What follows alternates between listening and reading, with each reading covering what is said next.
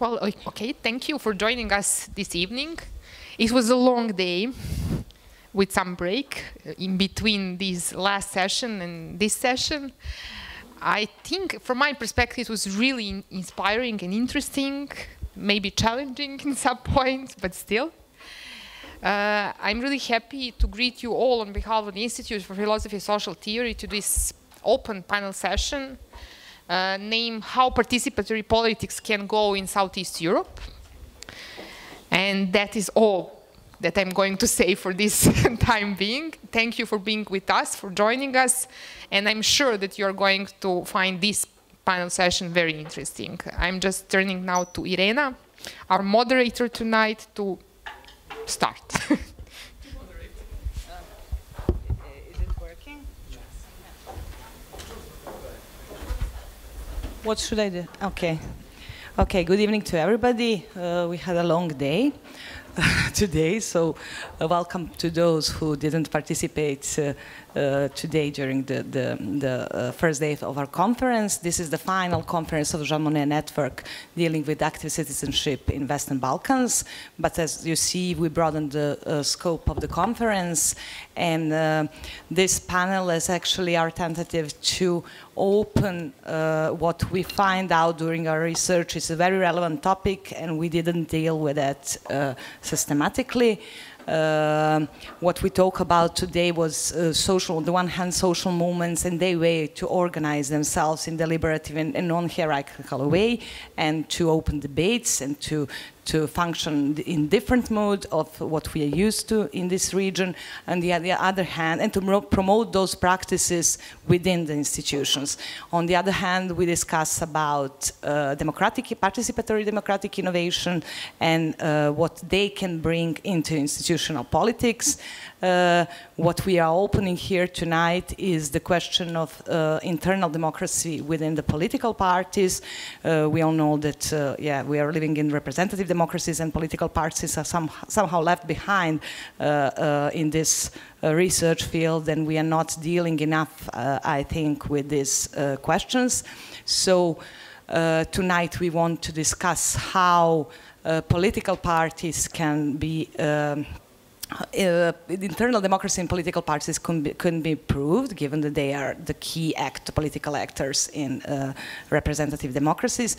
And so together with me today are here Ana Matam is from Možemo, Biljana Đorđević from Moramo, Ne dajemo Beograd, Florian Biber from Center for Southeastern European Studies, University of Graz, Nenad Marković from Faculty of Law, Cyril Methodius University in Skopje, and Gabor Tokal for Central European University. Thank you all for coming. They will all speak about this issue from different perspectives. Some are activists, some are from the point of view political parties, but I somehow wanted to invite first Florian to give us if this is okay with you, to contextualize the topic, because Florian is dealing with different political issues and political science in this region. So somehow I think this will be a good start for everybody. You don't think so? We'll see. We'll see if it's a good idea. How many minutes do I have? Enough. Enough? Okay. No, but I think the challenge, I mean, again, this is kind of going back to the debate of the project, which is part of the conference is part of for years. And I think also preceding that, we organized several events in Graz on social movements. And it's kind of one of those debates which has been going back for a decade, when a lot of new social movements emerged in Southeastern Europe, is this paradox that it's a region which has regressed democratically, not each country equally, but in different scale. And it's at the same time a region where there's been a lot of experimentation with participatory democracy, with social movements. We see a plethora of social movements in small towns across the region, in places which have not had citizens become engaged in issues in ways which people thought was not possible, over rivers, over dams, over pollution. And at the same time, we've seen a very unresponsive political system, one which actually, in Serbia, we can certainly say, but in other countries as well, have not really opened up. And this raises a number of questions, which I think might be interesting to talk about. I mean, on one side, of course, there is the experience we have here also on the panel of Možemo and Moramo, where I think we can see that the system is not hermetically sealed to social, participatory, inclusive movements and their attempts to participate in politics. And that is, in many ways, you could say, is, I think, one of the debates and one of the challenges in this whole discussion, that when talking to activists, as many of you are and many of you have been, I've often found that the image of politics is so negative, that political participation is seen as negative. I mean, in electoral participation, that it's dirty, that it's polluting, that it is corrupting. And while I fully understand, as somebody who's been observing the political system and also seeing the practices of corruption and co-optation which exist without any doubt, it is in the end the way to change politics is through the institutions. Now we can talk about many tools of participation which are important and which I think can make liberal representative democracies more representative and more inclusive. But we're not talking about how to make consolidated liberal democracies more inclusive. We're talking about countries which overall don't even have that to become responsive in any way to citizens' concerns. And so the challenge is really how to have this innovation not lead to frustration. And I mean, we've seen many social movements over the decades which have led to different types of frustrations for not being able to change, to kind of hit a glass ceiling or a closed door, and then actually de-energizing citizens because they feel like they've invested their time and their energy and then they're blocked. And that actually can also, that not every ability to mobilize citizens in social movements is always a good thing. I mean, this may sound provocative, but like, because if it doesn't succeed, and I mean, and success can be defined in many ways. It doesn't have to achieve the goals it's stated. It can achieve things in other ways, by organizing people, by bringing them together, having a positive energy. But if it doesn't achieve any of that, then people find themselves more passive afterwards. And that, of course, is then a negative experience. And in fact, this is a lot to do, I mean, I think in the region we've had movements in the 90s, and many of them were successful, but many also were frustrated by the inability to change.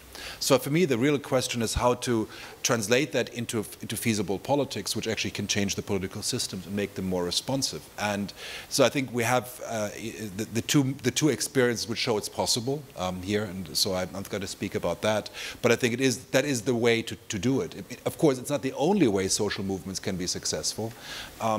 But what we see is that, of course, on certain specific issues, even authoritarian elites can be responsive to citizens' demands. Take the very simple example of the Rio Tinto protests in Serbia, where the government was responsive, not because they care about citizens, not because they care about the issue, but they care about winning elections. But of course, that is only a success if we assume that the goal is just about, I'm saying not just in quotation, but about a mine and not about something more broadly. Because of course, even if that project is blocked, the overall structure of politics hasn't changed.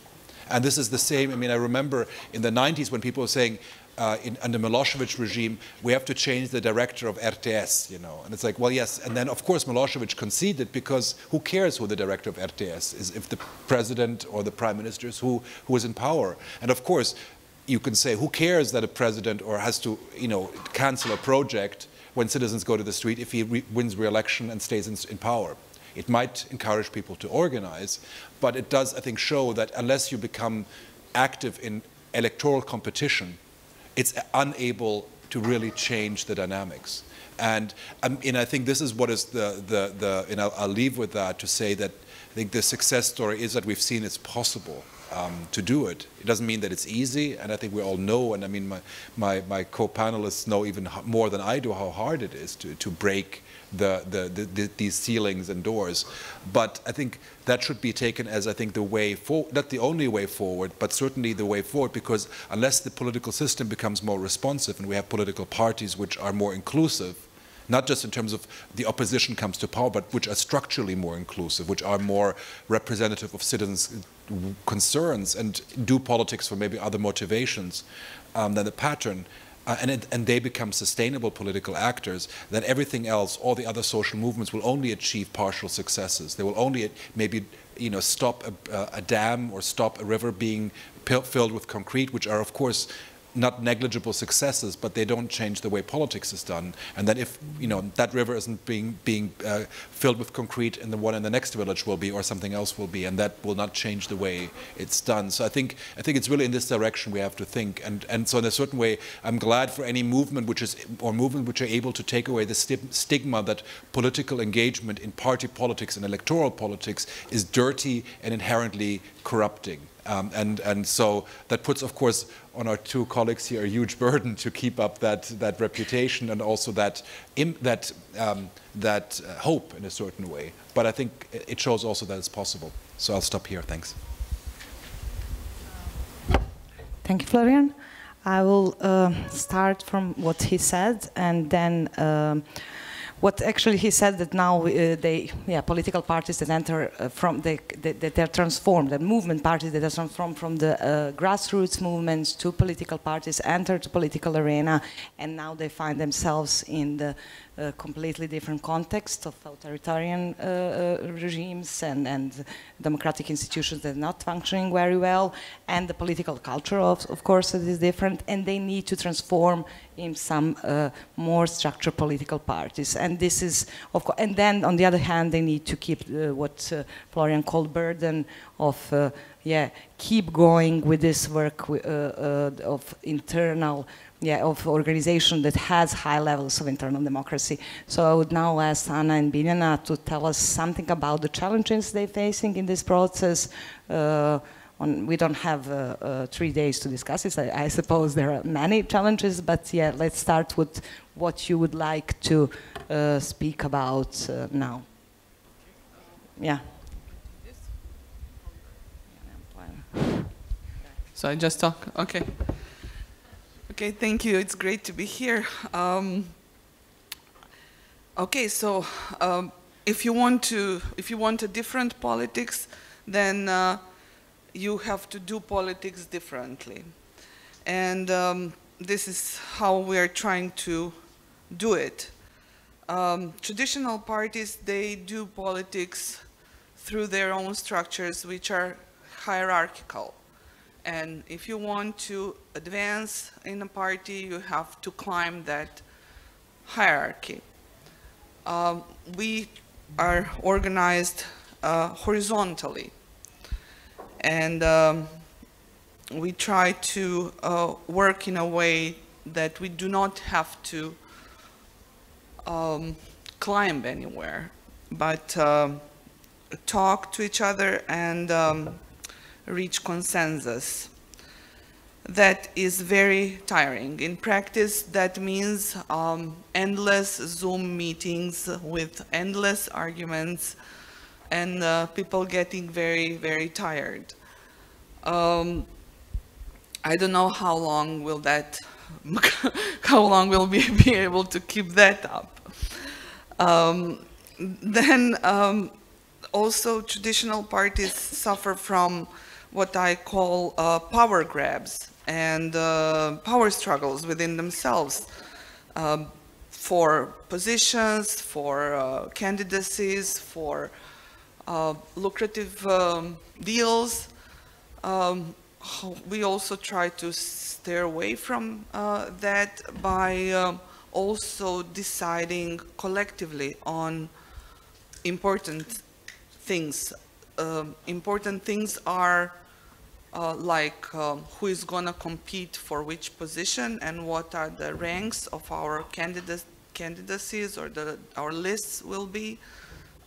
We decide on that collectively in a way that whoever wants to put their candidacy can, and then everybody gets to vote, and we all rank the candidates to create a list that will compete, that will be put forward for election. That on the one hand, makes it easier for party leaders because it's not on them to create these lists. On the other hand, as I said, it kind of lessens the burden on this internal competition. So that kind of has worked well so far. That hasn't been frustrating. I don't think that has been okay, and I expect that to go well. Maybe the greatest challenge is something that Florian also said, and that is how to, you're activist. We have been activists that have turned politicians, and that has been very strange because as activists, politicians and politics is something that you are against. This is what activism meant, that you are against politics. You're against politicians, you hate it, you don't want them near you, you are into some you're in a protest or you're doing something and there's a politician coming and you say, no, no, no, don't come near me, please, please go away. I don't want you near. And you're going from that situation to a situation where it is you who is the politician. That is very strange. And then it is a real challenge to keep doing politics and keep doing it in a way to make it different than from what you were fighting against. So, so far, I will see if that will succeed. I'm not gonna talk much further. Maybe we can talk in the Q&A session. I'll stop here and let you let hear your thoughts on that. Okay, thank you, Anabilio. I hope you can hear me. Good evening, all. Okay, I'll continue where I will not repeat a lot of things that we will share, what Anna said. For me, it was first this, dilemma, how at the same time you want to build something bottom up, something different, but at the same time you do want to build an organization. And I started as a political theorist myself, also with this idea of horizontalism and horizontality, which is very important for alter globalization movement and many social movements, especially after the financial crisis, Occupy and a lot of others. But there has been written a lot since about this idea, whether actually the very idea of this horizontalism did not understand that everything is organization, even networks, even this type of organizing by social movement is still some type of organization. So the real question is how we make also this type of organization democratic, the same as we want to have parties democratic. So, we talk about different types of organization and structures that we want to give them. And for me, both active as a theorist and an activist, the question was whether this internal democracy is instrumental or intrinsic. And it's a theoretical question, but it has really practical consequences. Because if it's instrumental, it means that we want to claim that, the fact that we want to build better organization, more democratic, will in the end have results. That we actually change something. And this position is very difficult, to to not just argue, but to actually implement in authoritarian society. Because institutional incentives are, you need to do something quickly, fast. Citizens want solutions. They want you to unite. They want you to prepare for the next elections that are not free and fair, you know, and they want to win, and they want you to have power. They don't really care unless they are within the organization about your internal, you know, procedures, democracy, etc., because they are tired of everything and they actually want you to win power, which is, of course, something that we want as well, because we want to make a change. But if you argue that internal democracy is instrumental, it's not just that it's irrelevant what type this change is. You know, you believe that this is necessary for winning power. But in the entire political environment, basically nobody else is saying that. So you are basically against all. You know, other political actors within the oppositions, they constantly complain that you are slow. Citizens say your development is not as quick as, you know, they want it to be, because it's a very emergent situation. But if you say this is just intrinsic, you know, it's not instrumental, then it somehow looks like, you know, it is, you want internal democracy for its own sake. You don't really care about broader changes. And I think this is something that it's much easier to believe in if you're part of a smaller activist group. If it's local, smaller, one single issue, and you make your own, I don't know, everyday revolution that, you know, you want to perform something like different vision of life, but it's not, like, you don't really have ambition for some radical changes that it will include a lot of people. Because I don't think with this idea that you can actually engage a lot of people. At least you will not be given a chance. You will not get the chance to use, but also be abused by media to convey your message. So I kind of took this as my principle that internal democracy has to be instrumental. So we always have to have in mind what is the goal, and so it's not just for its own sake, but it doesn't mean that it can be sacrificed for some other goal. And this is a constant struggle every single day. And I think it's also for how we understand the processes, because activists themselves come from different backgrounds. And I'm a political scientist, so I know a lot of procedures because it is my expertise. But we have people who don't know the rules of voting. And for them, it's not so obvious when we say this is the procedure, how the decision is made.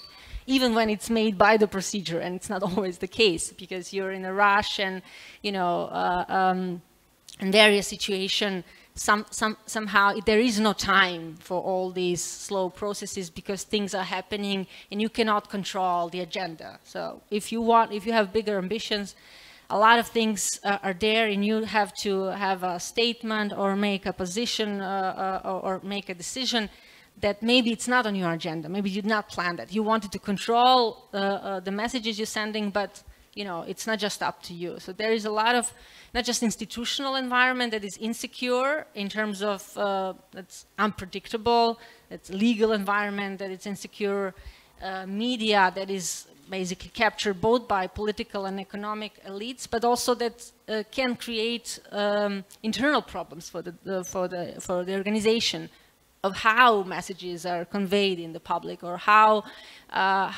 whose statements are prioritized, and, you know, how this is interpreted as a statement of organization, but it can be just a personal claim or personal opinion.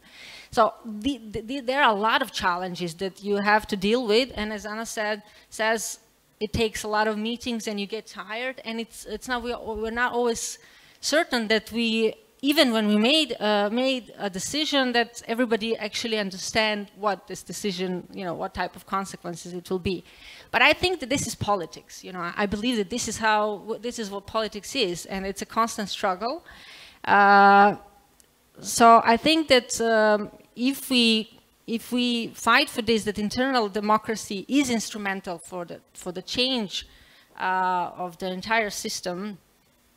And we build this in our principle, in our structures, then it can become a new institution that will, you know, live even if we get tired or burn out and leave the movement. So it's important that that some lessons that we have learned stay for those who will continue this. And I say this precisely because we are new, because we have not had this political socialization in mainstream parties.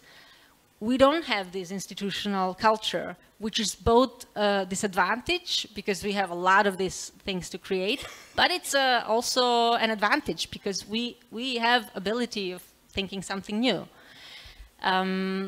So I'll end with this, that I think we have to think big and expect a lot, but also be fair that environment is unfriendly, so that we also need to sometimes have understanding and scale down a little bit expectation, what is reasonable to create and to be sustainable.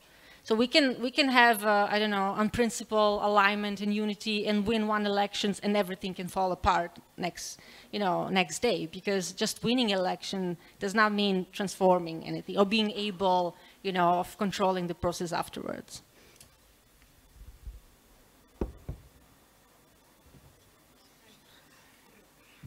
Okay, thank you, Bilja. I think Nenad could follow on this because he's on other case of the Western Balkans, which is North Macedonia, but talking about similar, he's not activist, he's political scientist, but he will talk about transformation of structures of social movements to political parties and what are the challenges from his perspective of scholar. Thank you. Thank you. I just looked at my concept. It's very incoherent, but that's good for the discussion at least. And it's a little bit anticlimactic, so I'm really sorry about this.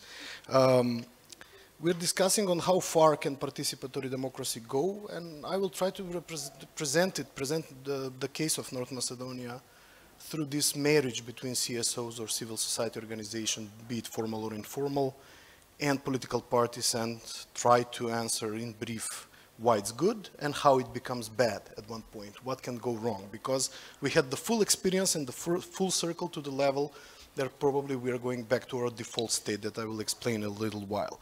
There are three basic, I want to give a little bit of context, or not context, but three presuppositions that I start from. First, this marriage between CSOs and parties is very temporary, and it's a common fact. What we found out after the change of government and the relative success of this Karalfar revolution and the social movements, that it's not just temporary, but it's based on very few questions. Even a less number of questions, even a smaller number of questions than we thought so in the beginning when this marriage started to happen, and I will explain how it happened. So this temporary consensus is the first point. Then the second point is the default political orientation. For me, it's easier, and this is my standpoint, it's not necessarily a truism, it's not necessarily correct, but for me it's better to think that the default political orientation of our societies is very conservative, and that these successes that exist are only temporary, because we always default to some kind of hybrid regime or autocracy, and I think that North Macedonia at this point is again at the point when it went full circle and will go back to this hybrid, semi-autocratic, whatever you want to call it, failed or semi-failed democracy state that, and many internal and external factors kind of contributed to that, but we'll see if I'm right or not. It's mostly because political parties have refused in these 30 years since the independence of the country to act, or to at least try to act, or if they act, it's very temporary and very opportunistic, as emancipatory factors of society. They have never acted as emancipatory factors of society. Civil society organizations have done that. They have really tried to act as emancipation actors or factors in society. Political parties never, in their wildest dream, even tried. If there is no political opportunism attached to that. Maybe in small pockets of time when they tried, also because it was politically profitable, not because they genuinely want to do that. And the third lecture is that, okay, so you have this marriage between CSO and political parties. And somehow this marriage gives birth to a child which is called a change of government. It's okay, it happens. Sometimes these marriages succeed. They are okay, they give result. The problems remain. systemic problems were not addressed in our society. Anything from extractive economy, decent working conditions, conditions of labor, corruption, especially white-collar corruption, they were not effectively addressed regardless of the success and the observable progress of the country on all lists. The latest progress being on the media freedom scale, which was like 30, 40 places up, which is good.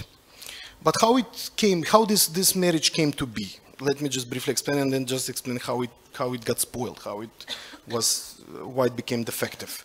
Well, CSO at the beginning of what was became later on a deeply autocratic regime were simply isolated islands of dissatisfaction. No chains of equivalence, no nothing. They would protest against, I don't know, on different topics such as social dissatisfaction, precarious working conditions, exploitation of public spaces or arrangement of public spaces and whatnot, and there was absolutely no communication. Did they have some connections to political parties? Well, yes, let's be honest. Some of these structures might even overlap to a certain extent, but it's still a genuine civil society effort until that point. That was this embryonic phase. The second phase was the phase of consolidation of what later became the colorful revolution and was not at that point. And you need a trigger for that. The trigger in our case was the murder of a young man, which was, there was an attempt of a cover-up of this case, and then the Protestiram, We Protest movement was formed, and this was the consolidation phase where all these different movements came together. But there was still not a functional marriage between parties and CSOs at this point, civil society organizations or movements, we can call them. It's a point of, to differentiate, it's formal, informal, basically, dichotomy. The real colorful revolution started and the real marriage started to function. I would say it's probably the honeymoon of this marriage, when the Social Democratic Union of Macedonia, which is a political party, brought what they called the big freaking gun. And those were the wiretapped materials that they started publishing every week or every several days.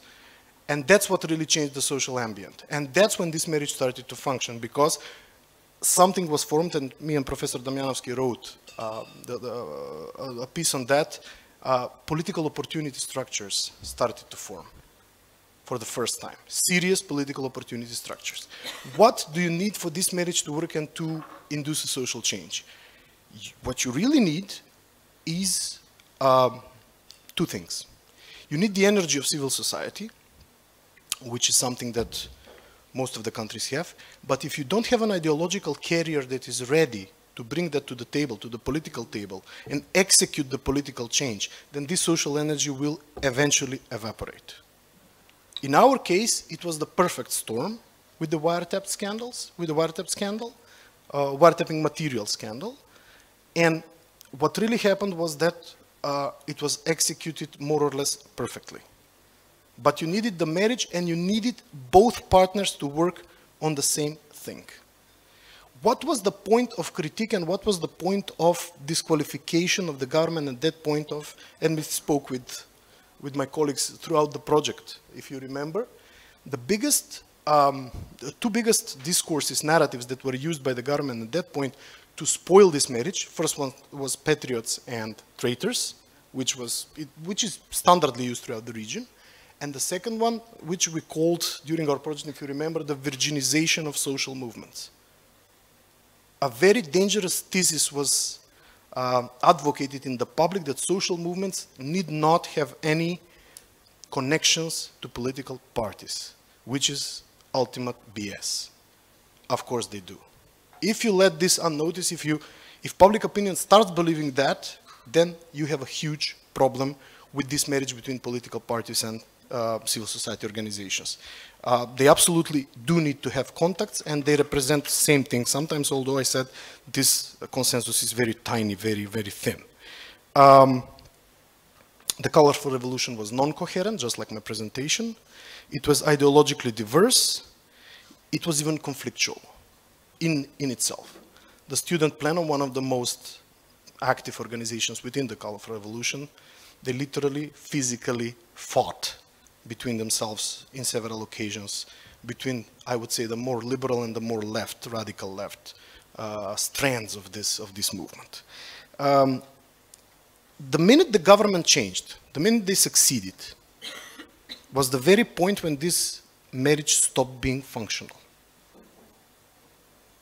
It stopped being functional for several reasons. First, there was no overview of what the new government was doing, no effective overview. I remember there was this video by Otpor when Milošević fell, and they said, "Samo vas gledamo, we are watching you." But it was really not happening. And in our case, it was not happening at all. Nobody was watching what the new government was doing, not anymore. Why? Many of the players were co-opted in the government or in the president's office, like myself. So they maybe you can say dramatically, they betrayed the revolution. But no, there was no effective overview, and 4 layers or 4 structures of people were kind of isolated from this experience. The first was the people that were co-opted. 11 years there was a conservative government favoring their own people, favoring their own structures, their own human resources and whatnot. So institutions needed to be repopulated by people that come from civil society. And you cannot co-opt from anywhere else. It's just civil society activists and people that can help you in building a new tomorrow, which was just partially built. Then people that were disappointed in the colorful revolution, they were disappointed in the Social Democratic Union, in the new Social Democratic government, and a subgroup of these people that were disappointed in the Social Democratic Union, but they did cherish the colorful revolution and what it succeeded.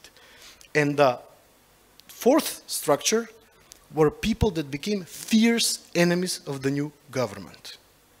Now they're known as a very populist party called Die Linke or Levica or the left or what have you. You can translate in any language, which is a radical populist left-right party. I'm confused with their ideological orientation completely. Most of them my former students. And yeah, I can feel the looks. So basically this was the 4th structure. There was a big difference between the first and the second parliamentary elections that the Social Democrats also won. The first elections, the colorful revolution was heavily co-opted even in the parliamentary structure.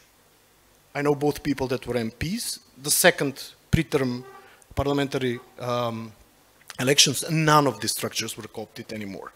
The worst thing that happened and that completely destroyed the legacy of the colorful revolution was one scandal with now again wiretapping, but now the new Prime Minister, Zoran Zaev, which practically showed his relation to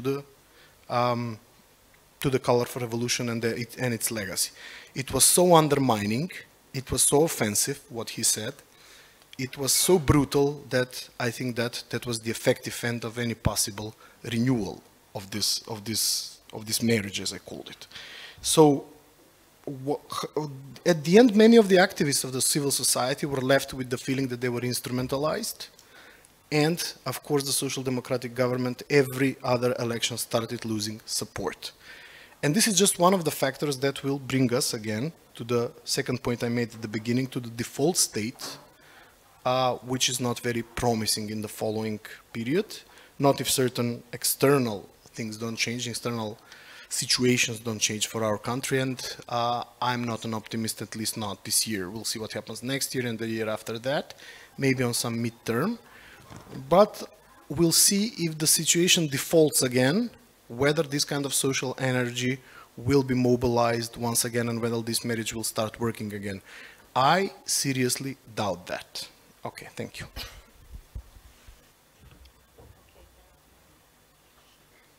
Can I speak? Okay, thank you, Nenad.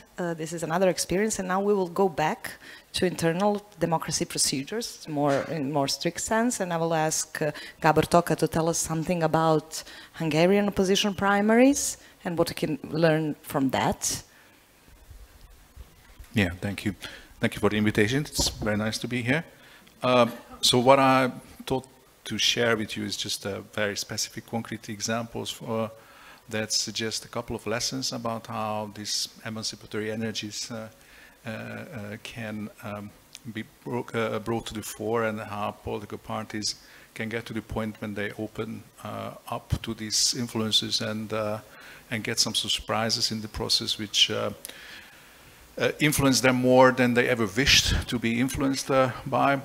So the first stage of the story is something very familiar, I guess, for Serbian audience in particular, that there's a divided opposition to an authoritarian regime.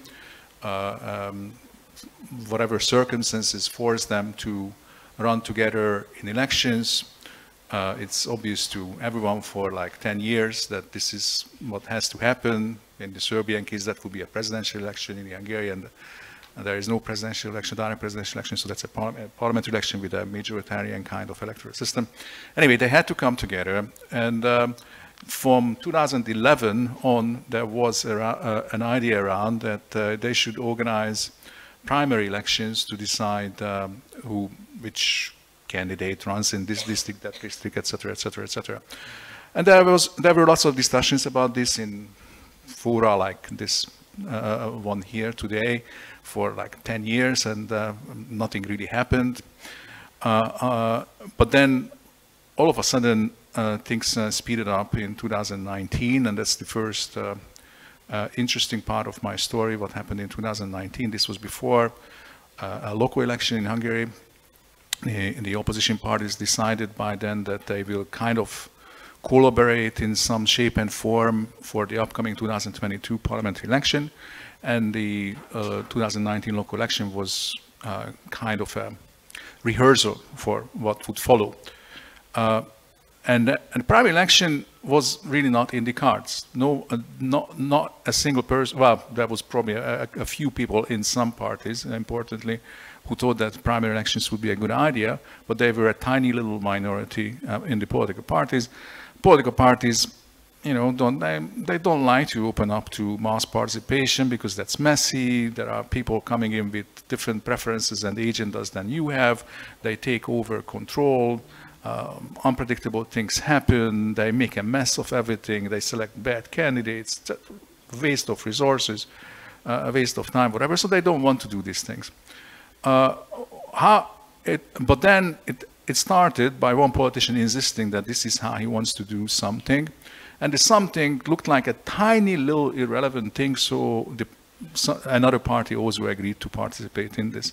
The tiny little thing was that the two left-wing parties agreed to have the same candidate for mayor of Budapest for a good time ahead of the election, like 1 year ahead of the election.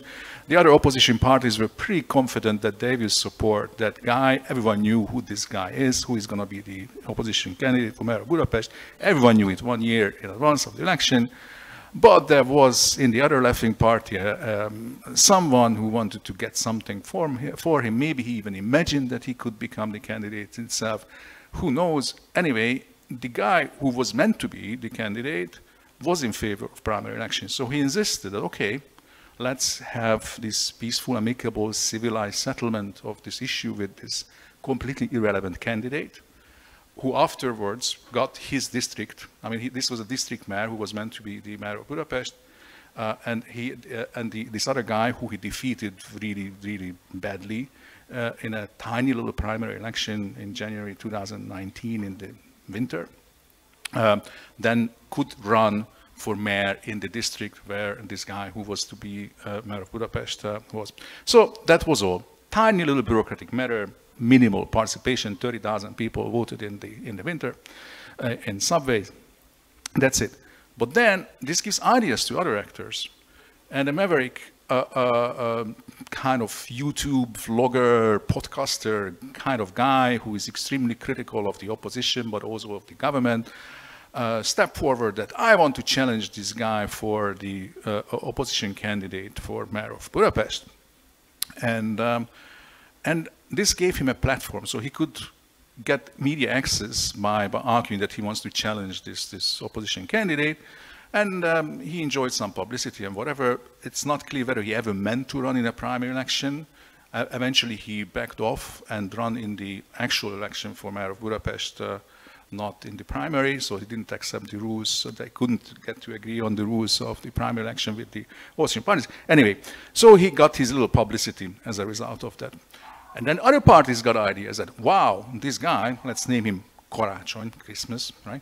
So Christmas, the current mayor of Budapest, gets an advantage, and his parties get an advantage over us because they have this visibility that with this candidate for mayor, a joint opposition candidate for mayor of Budapest. We want to get a little bit of that for our parties. Maybe we cannot defeat him in the primary election because he's so popular, but at least we get a little bit of a commotion and publicity around our parties, so let's challenge him. So two other candidates popped up. Oh, we also want a primary against this guy, Karácsony. They got their little primaries. It was a popular idea.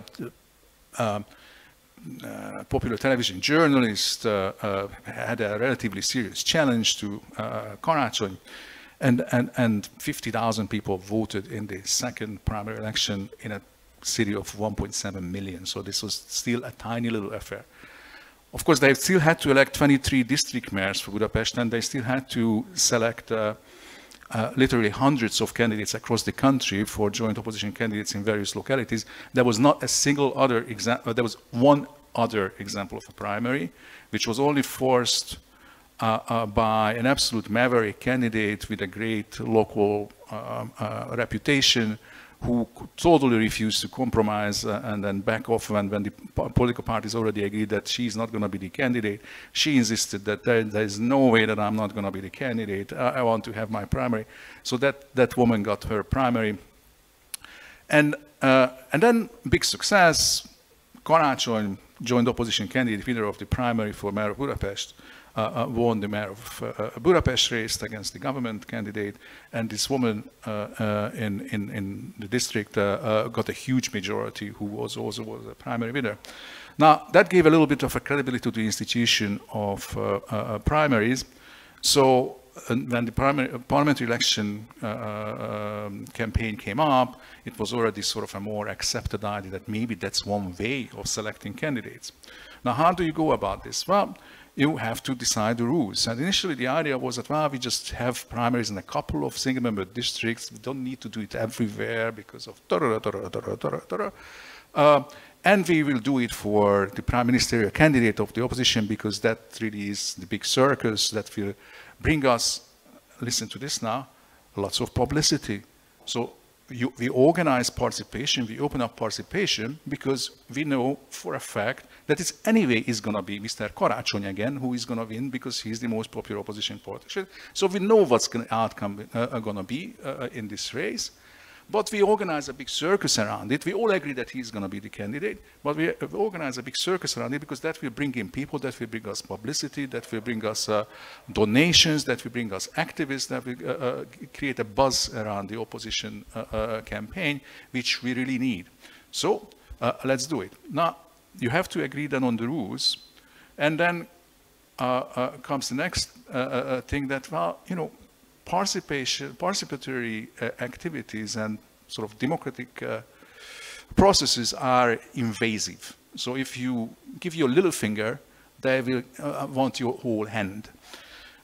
So first they agreed, okay, we have a consensus rule to decide the rules. Then it turns out that from the consensus rule, what comes out as the compromise is that, well, we are going to have a primary in every single-member district. And we are going to open up the process even to outsiders because, yes, there's a dilemma. We don't want to have outsiders because then they cannot be controlled. There can be all sorts of strange people. But then some strange people start knocking on the door. They make a circus that, wow, this is not democratic. You are making this campaign that we are such big Democrats. We want to have a primary election to decide who our candidates are. And we don't let us run in it. We are all as good opposition people to Orban as you are. We want to run and run and run. So you have to open up the door. And they basically opened up the door to everyone who was seriously making a bid to run in that election. It became a far more open process than they ever wished to have or they ever wanted to have. Why? Because A, you want to get your election campaign boosted by this participatory activity, and B, because you thought that, well, there is no danger, you can control things, And once you made these oral commitments, your reputation is dependent on what a big Democrat you are. You really have to start behaving as a big Democrat, so you have to open up your processes. You have to open up to internet voting, although you never wanted to allow internet voting, etc., etc., etc. Now, what they ended up with, to cut my story short towards the end, is that they opened up the process so much that, that the winner, predictably, of the race for joint opposition candidate for prime minister was the one candidate who didn't belong to any one of their parties, who was never expected to win, and he only won because he seemed to, the opposition activists who were already fed up a little bit with the, you know, from Serbian examples, you can understand that people are kind of fed up a little bit, especially the more active people are a little bit fed up with the ineffective opposition to an authoritarian regime, and they think that's half in bed with the regime, and they are corrupt themselves, and So especially the activist people are really jumping on the opportunity to send a message to these parties if they are given the little finger that they can vote in a primary election. So they gave a big slap in the face of the parties to elect a candidate who was anything but the guy of the 6 parties and who was maverick and whatever, created problems. Now, the end of the story is what, so that's this participatory kind of mechanism parties can agree to because they see a power logic to it, that it will benefit them. And once they start doing this, they keep on opening the doors because of the initial commitment, it just gets bigger and bigger and bigger, and you just cannot say no all the time to further opening up the process. And then what you get at the end is that, of course, there will be identities, organizations created, new communities, and so forth, and you get a big slap in the face because you don't yourself get transformed in the process once you open up to participation. And participation just grows, so finally 800,000 people participated in that primary, which is quite remarkable for an opposition that had 2.5 million votes altogether in the subsequent election. And it's not obvious that it's going to continue. This is the last lesson that I would like to draw out, because how long this invasive nature of the participatory process continues, as long as there is success. In this story, at the end, there was not a big success. The candidate turned out to be a disaster, gets a lot of blame for things going so badly in the parliamentary election as it went. And probably now a lot of people think that, well, maybe it wasn't such a good idea to have primary elections after all, and So the thing feeds itself only to the point that you actually have actual political success. So it's not just the intrinsic value. There has to be an instrumental point of the thing which then sustains the intrinsic momentum, etc., etc. Now, what happens when you failed and then maybe it disappears? Probably there will be no more primary elections in the Hungarian opposition, but there's a lot of social learning. So it's not that you didn't win anything. People learned an incredible lot from this whole experience about how political parties operate, what are the problems with these parties, that the reason why they cannot defeat the regime in elections is not simply that these 6 parties don't come together with joint candidates, but that there are lots of other problems with these parties and how they campaign and that should be fixed. And this is an enormous social learning that wouldn't have occurred without this thing. Sorry. This was a longish way of making Thank you very much. Relatively simple points. This is a very interesting experience for all of us. I have many questions, but I would like to open the floor to the public if they want to, if somebody wants to ask something, I guess. No? Okay, I can maybe start what interests me the most. Huh?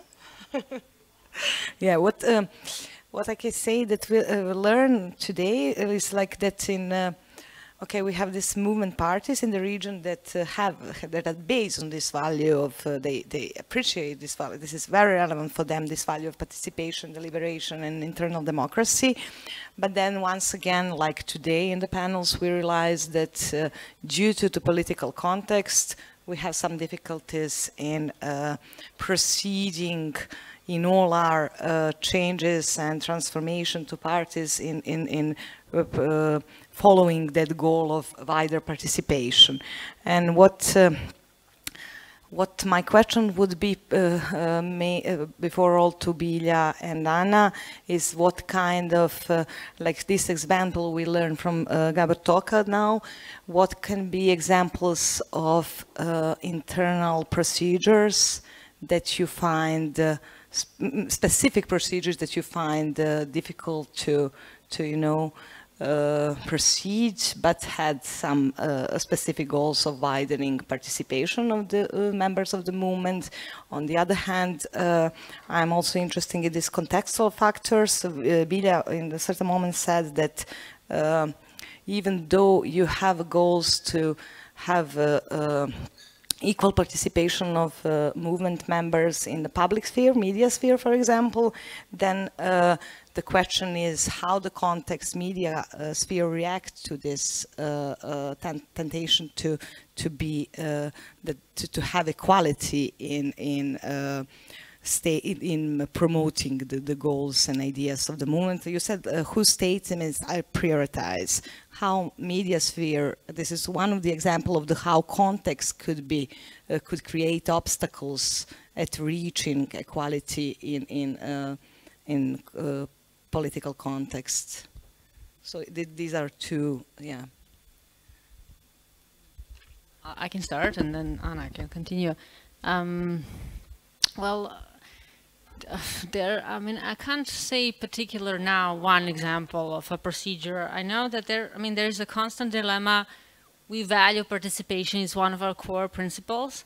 At the same time, we realize that a lot of people joining the movement do not actually want to be that active. And now there is an interpretation why are people inactive but supportive, for instance. And some people think maybe we're mistaken, maybe people don't want to participate, but they want to give you support because they see you're doing something fine. And that looks to me too much like liberal democracy that I want to, you know, make more participative. I think there is something wrong with official liberal democracy that does not value participation that much. It actually thinks that participation can be dangerous because it can lead to instability or something like that. I don't believe that. I actually think we have to have a whole analysis why people are not interested in participating, but they can grant you support financially or in terms of, you know, voting for you or, you know, something like that.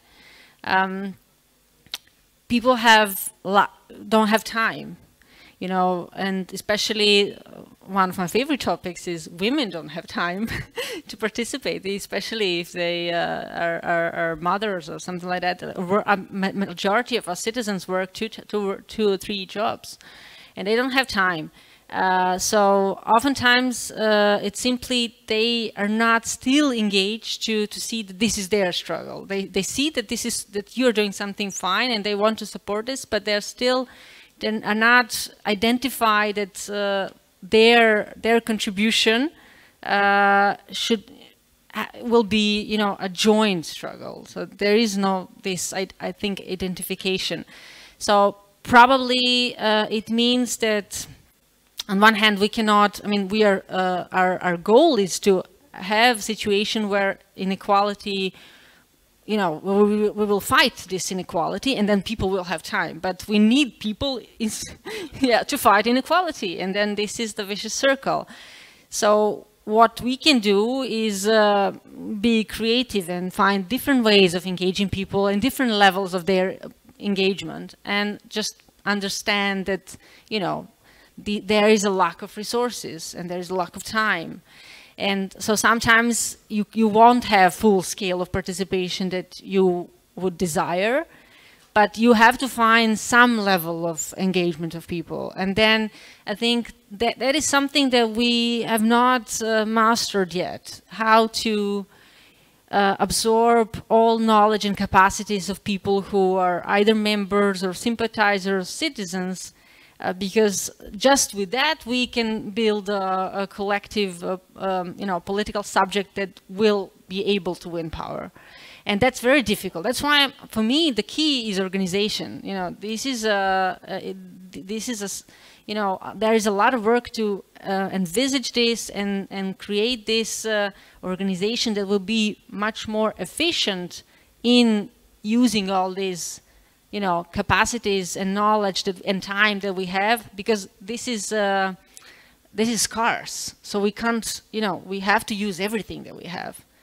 If you have somebody and has some knowledge, you can't just disregard this, because you don't have that many people. And I think this relates also to the Nenad's story about Macedonia, and how we always, you know, have this example of cooptation of civil society. There are not that many people, and, you know, this is all we have. This is the pool of people. So we have to find ways, which I think, you know, it's really difficult. But this is, to me, a key challenge, how we find ways to, you know, effectively include people so that they give their contribution, but they don't have to maybe, you know, be full-time involved, because then we become a professional cartelized party or something like that. It's completely what we are against. And the second thing about the media, I mean, also from you know, from previous social movements, especially Occupy, you know, they did not want to have anyone to represent protesters, because once you go out in front of media, you represent, you become a leader, and then your messages are heard. You are the one who represents something, and then it's questionable whether everybody agrees. And then this is the first, and then that was the problem with Occupy. They did not want to have this, because they knew the catch. That's the problem with the media. They want a face, representative, and you protested against the very concept of representation, because it meant representative democracy that failed the citizens. But at the same time, if you don't have a face that represents, that media does not have anything to say about this. They want something. They want some statements. So media itself creates, you know, hierarchies within an organization, because they want material, and then you have to give them, and then you create, you know, different inequalities, faces, representatives. Which they have a function, but then at the same time they create problems. And like any other aspects of environment, we cannot pretend that we are in a friendly environment for all our visions of utopia. It's not friendly. So at the same time, this will affect us, and it's happening. And we just have to find ways to, I don't know, not allow that this completely destroys our autonomy, that we find ways of maybe sometimes using this environment to our advantage. But surely there will be a lot of times, maybe dominantly, where actually we will change because of the environment, unless we grow and become bigger so that we can actually change it. So who will survive, we'll see. I don't know. Yeah, I have yeah, a few things to say on the media, and it is a big catch. On the one hand, I come from a smaller organization, from Karlovac. It's not so many of us, and we all participate and we all write statements. And then once we sent a statement to the media that was signed by the person who wrote it. And this person is just like a regular member of our local group, doesn't have any function, and the media wouldn't publish it. And we got an advice from a friendly journalist and said, well, if you want your media statements published, your candidate, like the leader of your local group or your candidate for a mayor, should sign it, and then we can, you know, like tell, although I am friendly, but I cannot tell my editor, let's publish this piece of statement that is written by a nobody from Možemo. So they want names, they want leaders, which is completely at odds with what I was saying previously, that you don't want hierarchies, you want horizontal, you want consensus. So it's a problem. And then if you give them a leader, after a while, they get bored with that leader. And they say, well, don't you have somebody else? Why are you giving us this person all the time? So it's, as Biljana said, a very challenging environment, and it is difficult to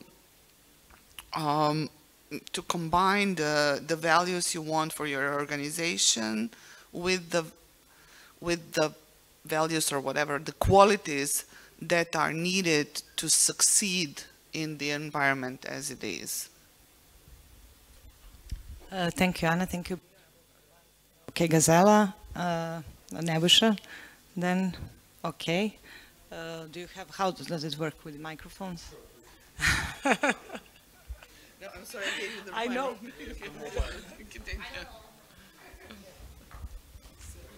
Well, thank you.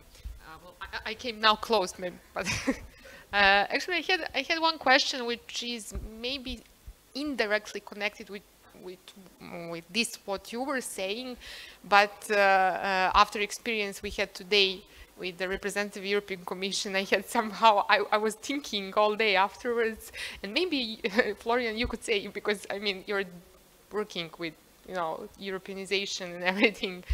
Maybe you could tell us a little bit more how actually all these themes which we are brought here today, tonight, how actually we could grab a little bit this internal democratization of parties on the higher level. Is it possible to do it? Because we see that there are efforts on the level of the party movements or, you know, social movements, whatever we decide to call them, but somehow I don't see that we thematize at all how the structured, established old parties are even tackling this issue. So is there anything in this which maybe, I mean, this is for you, but obviously also for everybody else, the question, is it possible to like move forward in this part? Because I think parties are still the pillars of the policy making, and I know, I mean, we have these small movements which are trying to do something, but where are these?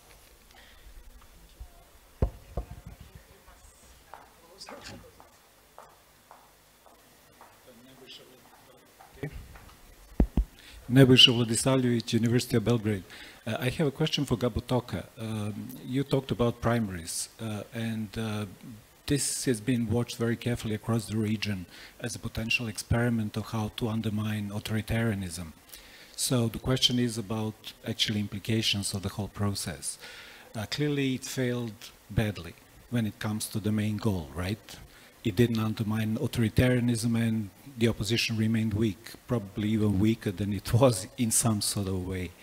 But you said that there was enormous social learning. So you said that there was social learning kind of enormous amount. So what does it really mean? How does it translate? Does it translate simply into various academic journal papers and books written by clever academics and stay there? Or perhaps can be more broadly based in a way that it translates into a different way that opposition operates in the future, or something else? I mean, are there any broadly based discussions about this already? Or you think just this is something intangible? We know that people learn something while doing this, and it might help in a way. Or alternatively, it may actually just push people back to demobilization, right? So if you can just elaborate on this. Thank you.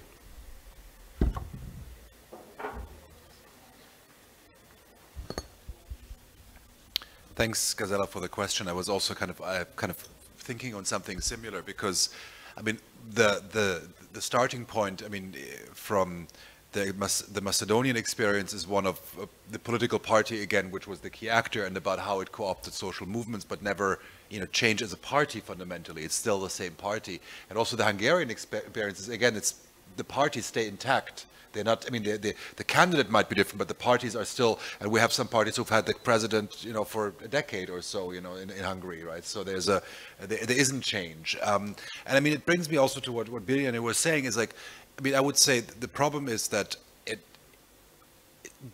I think I wouldn't create a dichotomy between saying there's either this very participatory process which you're experimenting with, and non-democracy in a party. There's all these layers. You know, I think most parties will not be able and willing to go all the way you're trying to go.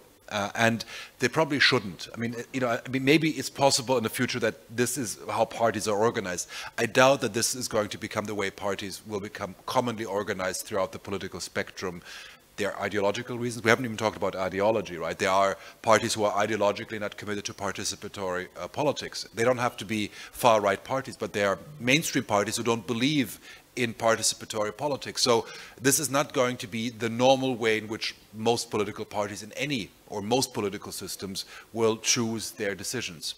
But of course, there are many ways in which you can be more participatory between I'm the president of the party and I will only, you know, stop being the president if I get toppled in a coup. I mean, you know, so if we translate parties into states, you know, there is a difference between the military dictatorship of a country and, you know, Iceland. I mean, you know, or a country which has very participatory structures, or Switzerland, or I don't know, whatever. So maybe we should aim for getting the parties not all to, I mean, it would be great if they all would be inclusive, but just not to be like a military dictatorship de facto if we translate the state on a party system. So how parties can become more inclusive and more, you know, have more participation. I mean, you know, in Austria, the president of the Conservative Party and Chancellor was re-elected by 100% just a couple of days ago, and people were kind of laughing and saying, you know, this is very kind of North Korean. But of course, I mean, there are particular reasons why this is the case. But so you do have elections to party presidents, but then again, if they're 100%, you kind of wonder a little bit about what's going on there. And so I think maybe we need to discuss a lot more. I mean, maybe those experiments of the parties we're seeing with Moramon, Mojamo, and other such movements help show what tools are available, which might, not all parties might use all of them, but some of them might use some of them, because it's also, there are also moments when you can't consult with everybody, right? I mean, you know, there are moments when you can't have, you know, you have to take a decision. You know, there is a moment, you know, where you can't have the mechanisms, or if you run elections, you have to have candidates. You know, like there have to be faces. I mean, they're not like, you know, you can't run without candidates. So there is people who are not equal to everybody else in the party. And so, you know, I think, and I know there's a slippery slope when there's a worry about becoming then, you know, that then they will have a leader and so on. But, you know, it's about checks and balances like we have in states. You know, how do we establish checks and balances with a party where we, you know, a state, nobody says, I think most people would agree that a state needs, whatever you call it, a prime minister, a government, and so on, who are not equal to all other citizens in terms of deciding on certain things. It just means that they have to be checked, there have to be balances, there have to be processes where people can articulate their policy preferences, and those leaders, in one way or the other, have to follow them. I mean, we can agree on which level that has to be. So I think we have to find the way in which the same applies to political parties, which is a European problem. It's of course not a problem in Southeastern Europe. I mean, it's a global problem, but it's broader. There are some parties which have more inclusive processes, and I think one has to learn from that. And I think one has to realize that probably, you know, you can have democracies with undemocratic internal party structures. That does exist, but it's certainly much easier to move, to escape the trap which we've just heard about, this, you know, that the default position of kleptocratic state capture type of rule is of course going to happen if you have undemocratic parties. So, you know, so debate should be really a lot more about how to make parties more inclusive, more, you know, more including citizens' voices, more democratic across the region. And, you know, if I would to call, you know, the German party foundations and all of those guys, you know, would say, like, this is what you should put your money in, make the parties democratic. Because it's not, they're not going to go all the way to Moramo or Mojamo, but that's okay as long as they go somewhere to the way in which, you know, there's some, you know, there is the members are not just cattle who are used for voting purposes and other events, and that's the end of the story. All the time wanted to say something, and was in interaction with Florian. So do you want first to say something on this and then to give, give away the microphone back for the second question? I in fact did. So what Florian was speaking, I recognize this model of, and what Anna was speaking, I recognize this vicious circle of that we probably political parties don't offer emancipation because people don't ask for it. The Macedonian example tells you a very simple story. The most stellar success of a political party in the last 5 years was that of Levica, which is a typical leaders party. They came from 0 to 50,000 votes via a model that is everything opposite that we are discussing tonight. Everything opposite. So we are speaking from the position of some kind of emancipatory discourse or level or wish or personal intimate wish that politics become more emancipatory, and then we speak from the perspective of political supply. We don't really speak from the perspective of political demand. We know how they are connected. We know that the vicious circle is between the political supply and political demand. But then if you see our example, then it turns out that the more participatory the party becomes, the more open it becomes, the less votes it gets in the elections. Levica, Die Linke, the left, in our country became a stellar success. They would have probably 10 MPs at the moment if there are parliamentary elections, and they are absolutely the opposite of everything that we are discussing, because there is this Hofstede dimension that I always mention of national culture. People want uncertainty avoidance. If you have structure that's too diverse, too participatory, voters feel unsafe and they don't know what's going on. If they can pinpoint somebody, and this is the guy, and this is Levica, APASIEV, their leader, that's the guy, and we can attribute, and he signs all the media. Sorry for pointing in a very unpolite manner, but I'm trying to imitate him.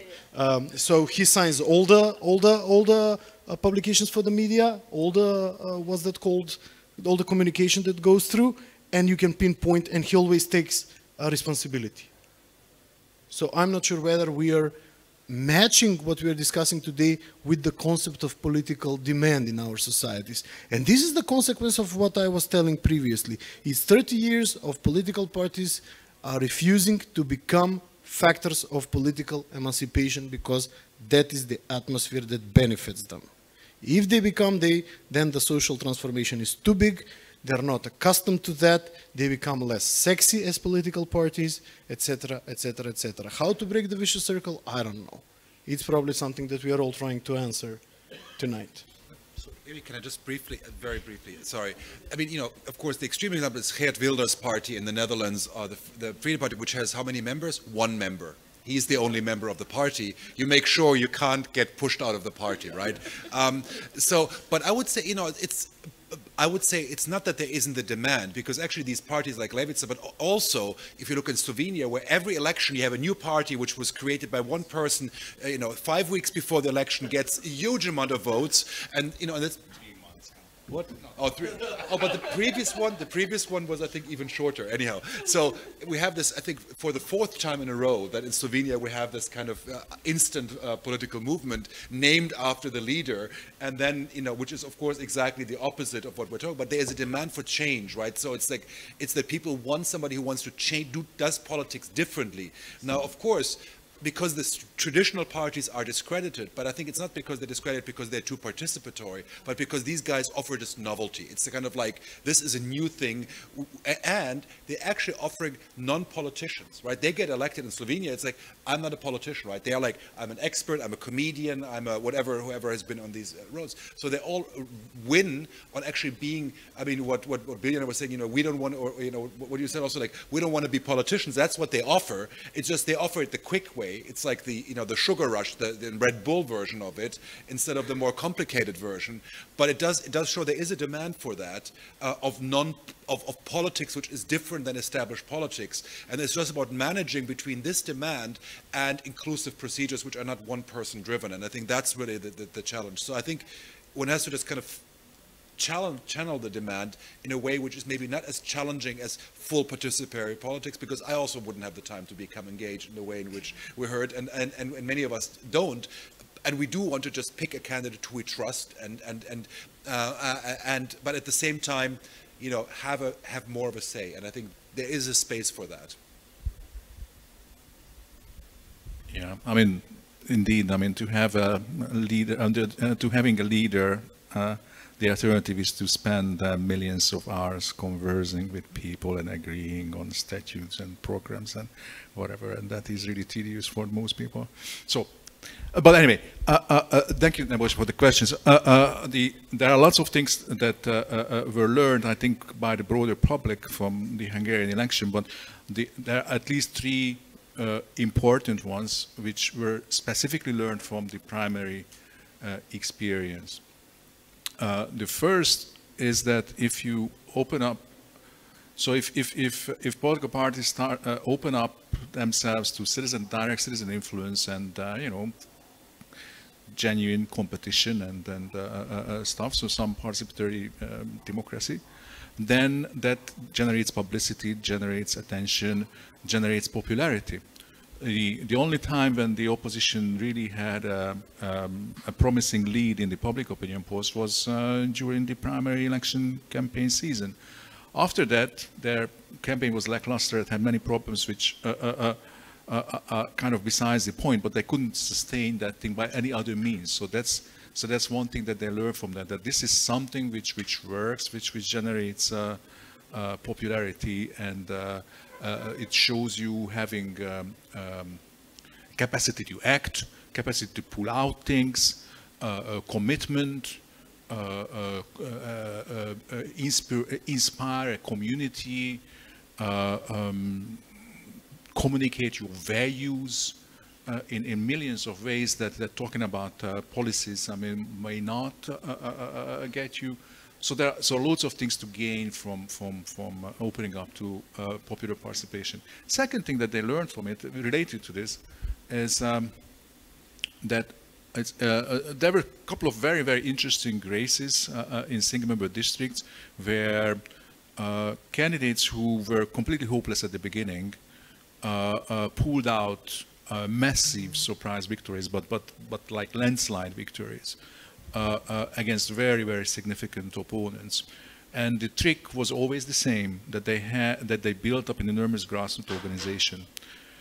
This is a complete novelty, at least. Well, yeah, I think this is a complete novelty in Hungarian politics. That genuine, you know, American-style mass participation in campaigning by free labor. I mean, by people who by hundreds of people working in you know, in one district for a candidate, I mean, for weeks and weeks and weeks, for no money, and out of enthusiasm, putting their conviction behind their word, and you know, these people are not necessarily political scientists, but they are still coherent, and they speak with their own voice. They adjust what they are saying to what they see in your face when they talk to you.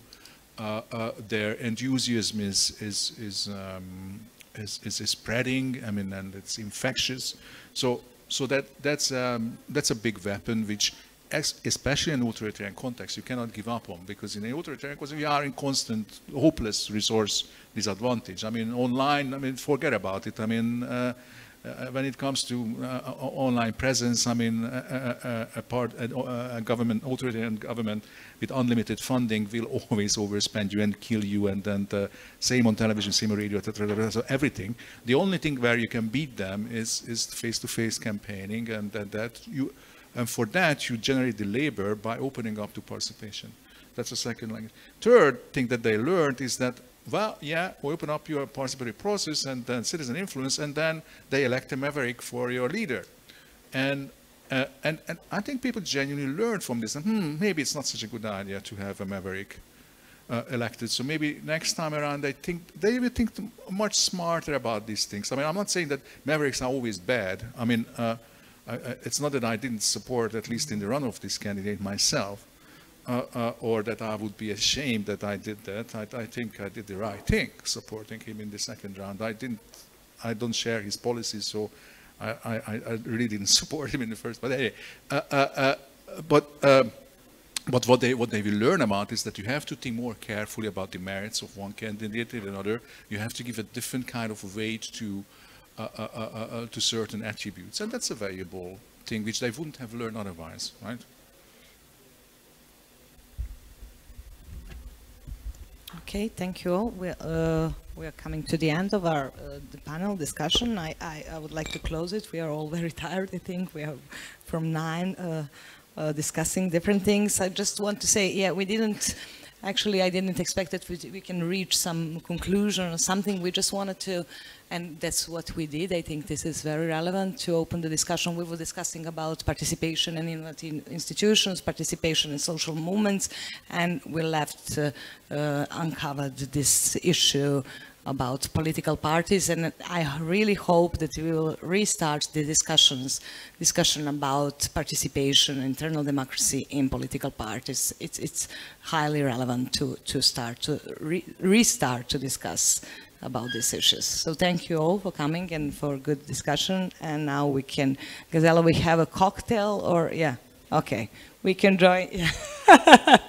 Yeah, thank you very much.